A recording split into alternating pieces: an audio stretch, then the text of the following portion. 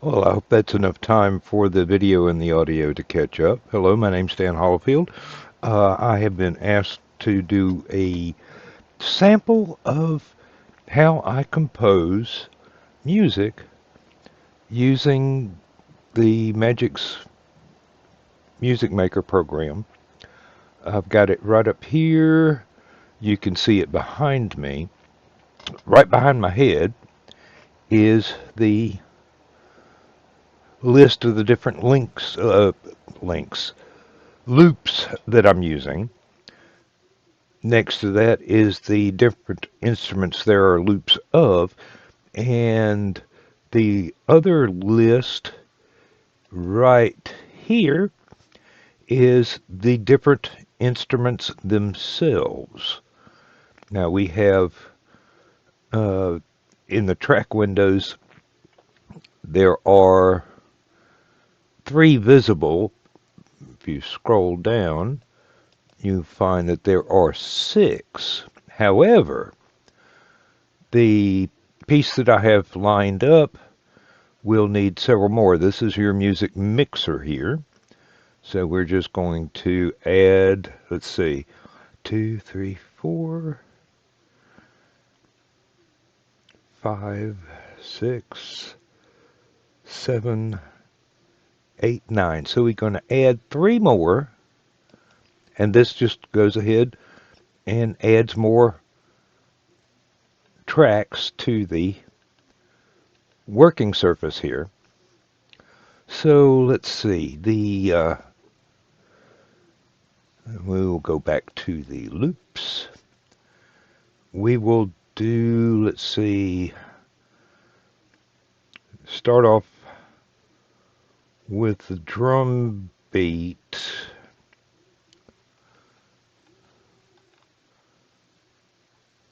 O4C. And there we go. You see it takes 2 bars. It's right there. And then we will go, that's pretty much an introduction. We will go up to O2A, which is 4 measures rather than 2. And we'll do that again. Then we will add O2B and then O2C. And as you can see, this yellow bar, it's finally run past where the work surface was. So drag all of that there, and we shall just have a listen to what it is that it sounds like with just the drums, and we'll check that out right now. Let me transition back over here so my head is in the way and you can actually see what I'm doing. And I will go back to skip over to the music program itself, hit play, and we will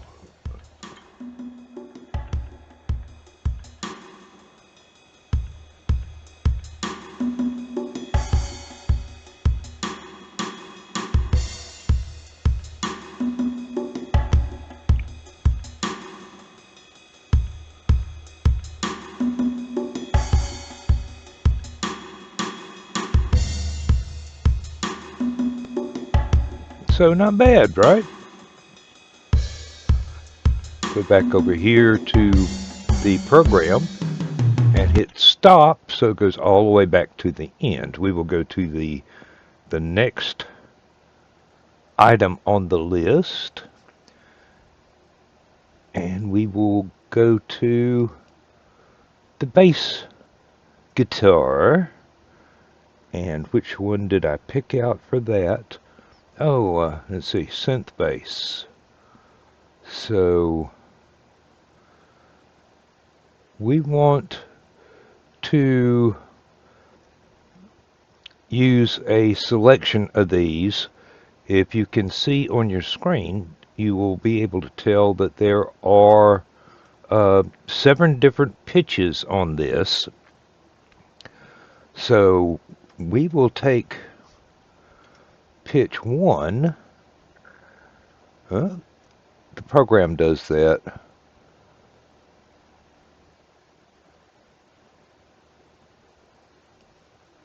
And drop it right there. And then let's try pitch 3. We will slide it right in there. Everything is set to snap it to the grid that you can see. And here we have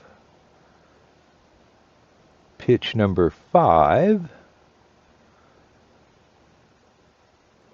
Then pitch 7, 6,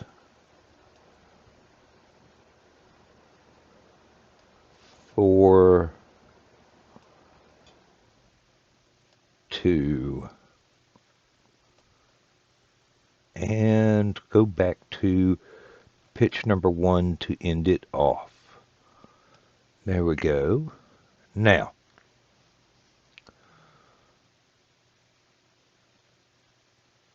you notice this right here. It means there are 2 measures that don't have anything whatsoever.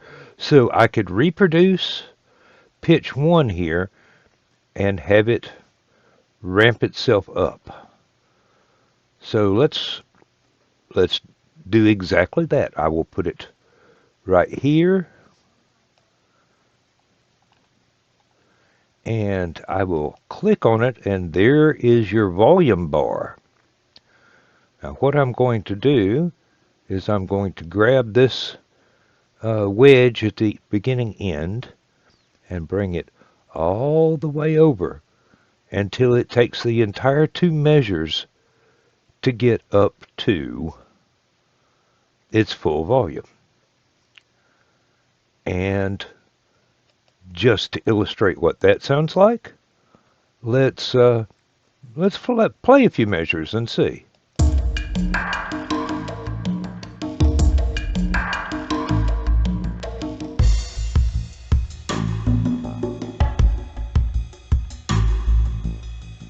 That's not too bad. That's not bad at all. Now, I've made the mistake of hitting the pause button, which leaves the scrolling cursor right where it was when you hit the pause button. If you hit stop, it snaps back to the very beginning. Let's go to our special effects, which are down here, and we are looking for one called Special C.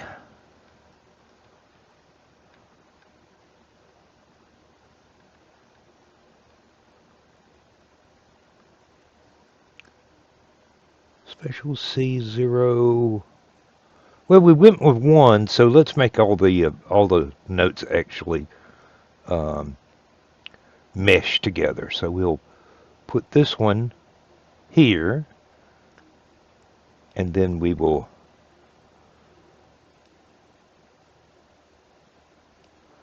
we may alter that. I'm going to leave, instead of making it ramp up, I'm just going to make it start. And let's see what that sounds like.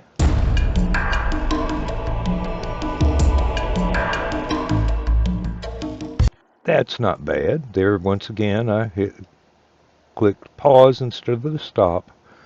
Now the next one we are going to look for is G.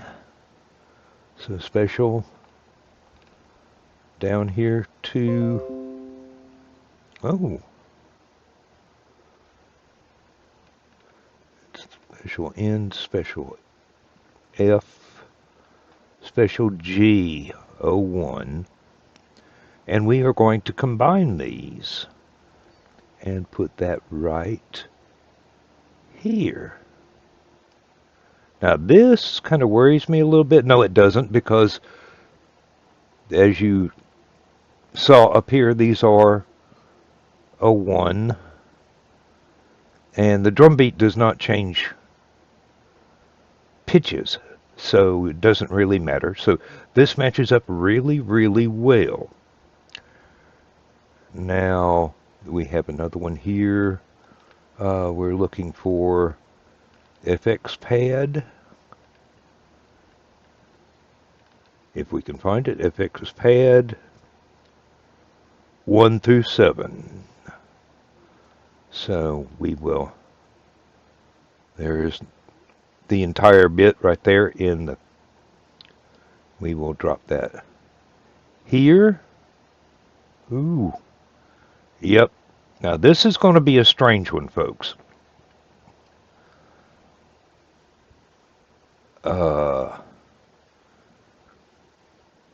I will show you an editing trick right there.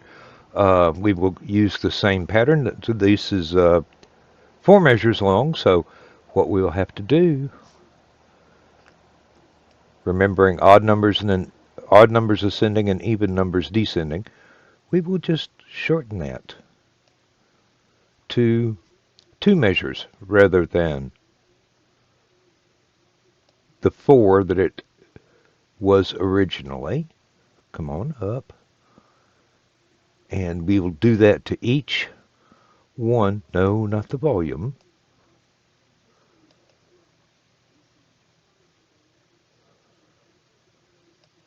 And drag it back. Because if you don't do that, you'll wind up with some dissonance in there. And 7. And drag it back. Nope, that highlighted it. Your mouse position is really finicky at this scale of the screen, at this resolution.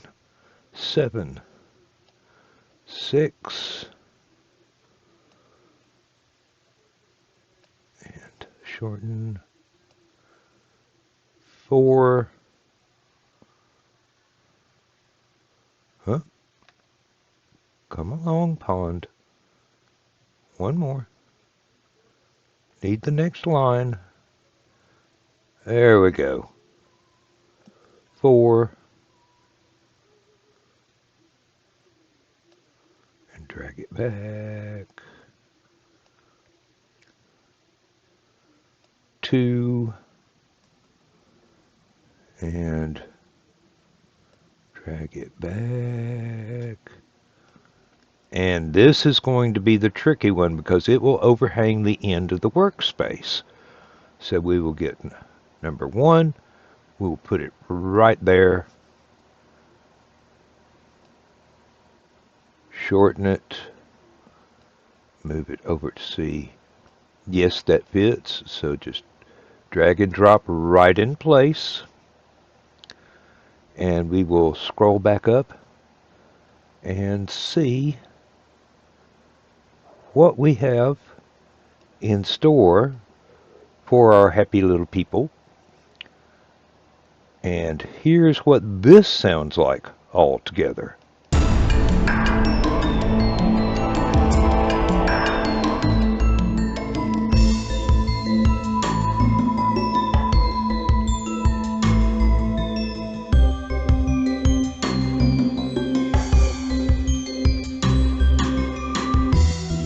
Alright, and this time we will hit the stop button. There we go. Now we scroll down one more. What is the next voice we're looking for? The guitar. Right here.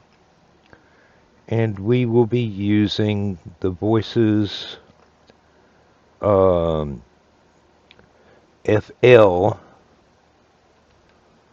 1 through 7. And we will just take that and hope it is not 8 bars or something. No, it's 2, just like we wanted. Come on back down. There we go. And we'll just start that off there in that position. And then 3, 5, 7, 6, 4, 2, 1. There we go. We've got that one nailed in there. And double clicking on it is the fast way to do it, but you have to pretty much indicate which of the tracks you want to put it on. Now the third from the last instrument we want to add is piano. So we will go to the keys, and we have the grand piano, and we're going to use A1 through 7. This is what that will sound like. All right, now we will add, if we can get it to go to the right line. There we go. 1, 3, 5, 7, 6, 4, 2, 1. There we go. We've got all of that. Now, just for giggles, we'll show you another feature of the program here. And click solo. Everything else fades out except for that one track. So we'll hit play and see what that sounds like by itself.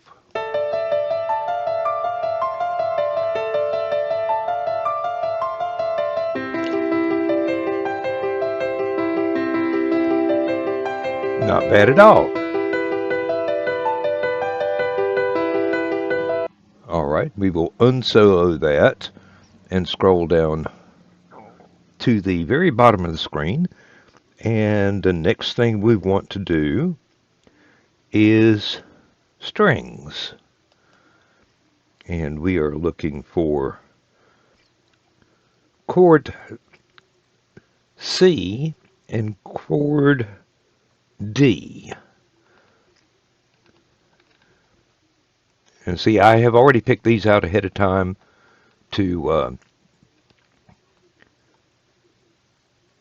go ahead and put in here, because I usually spend a lot of time just listening to the different chords and the different instruments and deciding which it is I want to use ahead of time.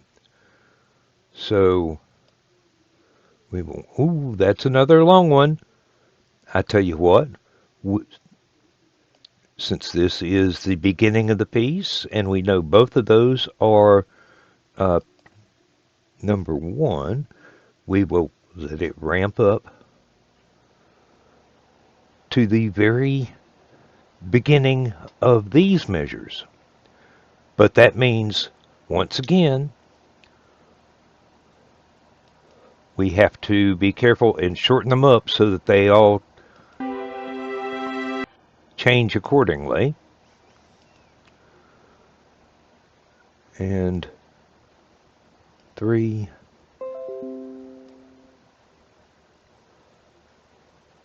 5, and shorten it. I'm getting all kinds of messages because I'm a popular guy.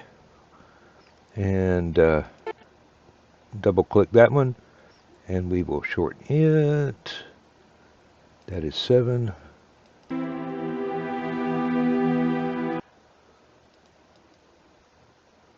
I don't know what I just did. Something went weird there. I think I did a copy. But there we go. 5.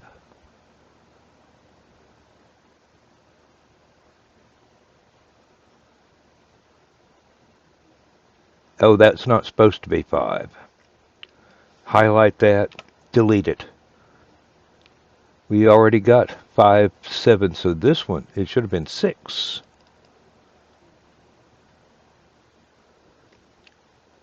If you use, most of the time, if you use the same number patterns for each instrument in the same start and stop places, you will be able to keep it from being dissonant.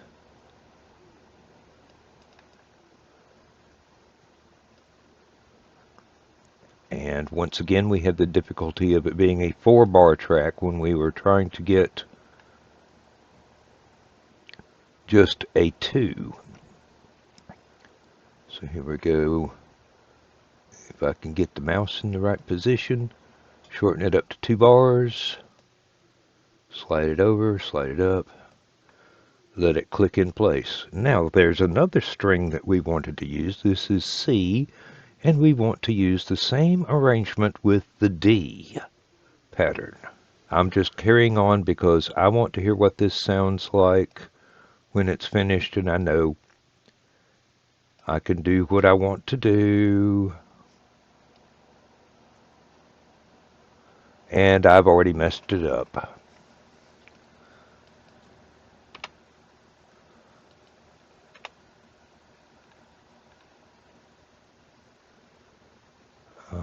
Zoom in a little bit.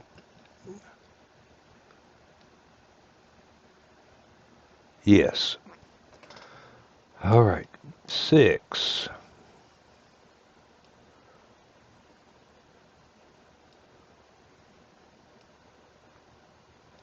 4.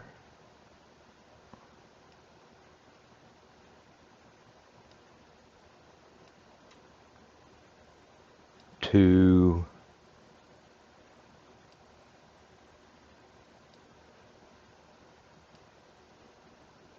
1.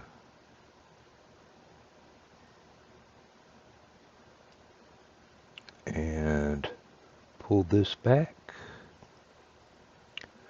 And you see this one is in the wrong spot. And something else you can do is you have to have a blank space to make this work. But you go ahead and you get all of it, the entire thing, and you see how the end measures are highlighted, and you can take and drag, and they all lock together. And then we take the workspace bar and back here to where it matches up there. There should be an option somewhere to make everything fit the workspace, but I don't see it right now. So we can go back to the mixer, and here is where the magic happens. You can go ahead and hit play and let it loop over and over again.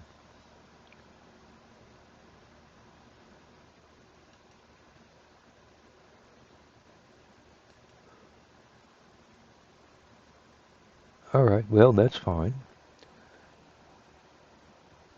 And it is set up on an infinite loop. So, as things go, I can listen to what needs to be louder.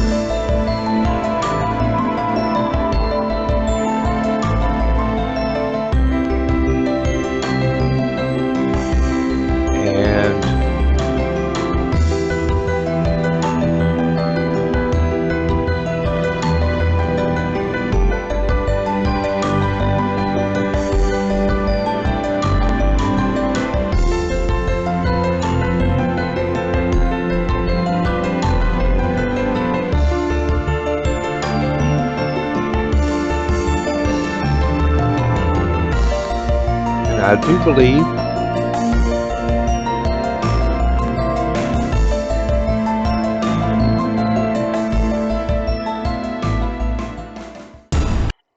I will stop it there.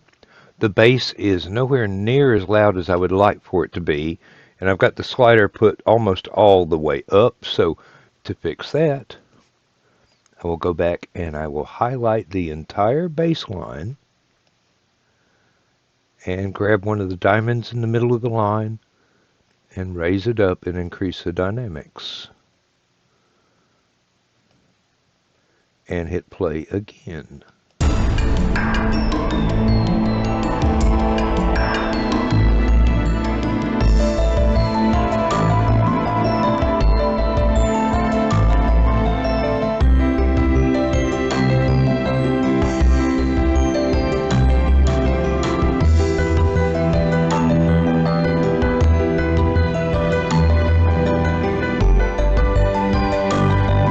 Now with the speakers on, this is a whole lot better sounding. Go back here.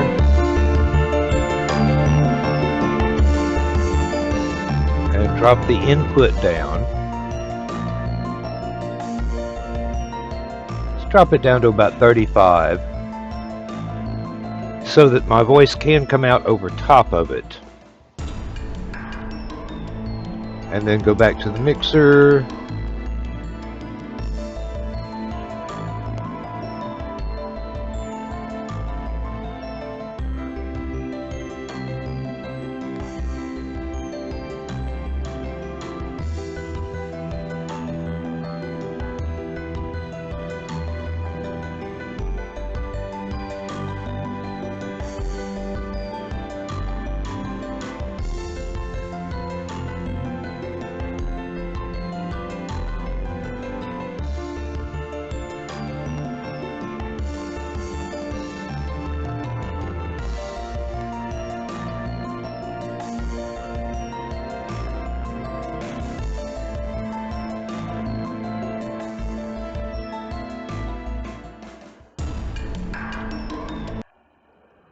All right. Now, as you can tell, between the mixing board and the actual volume controls inside each instrument voice,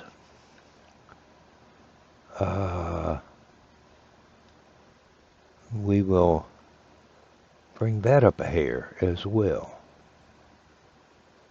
No, that's a little too much. There we go. Check this one. The guitar I could just barely hear, so I'm going to beef that up a little bit and listen to it again.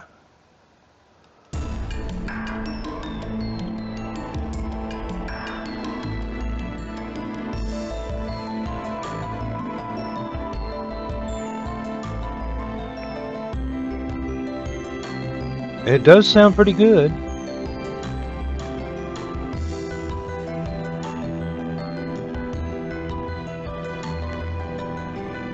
Now,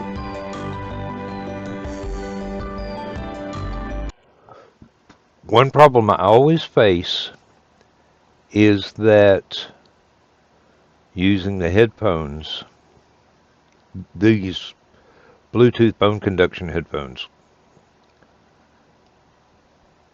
the sound quality is very bad on the bass end. So I am really just guessing at what I've got at the moment. But we'll drop the play cursor somewhere in the middle and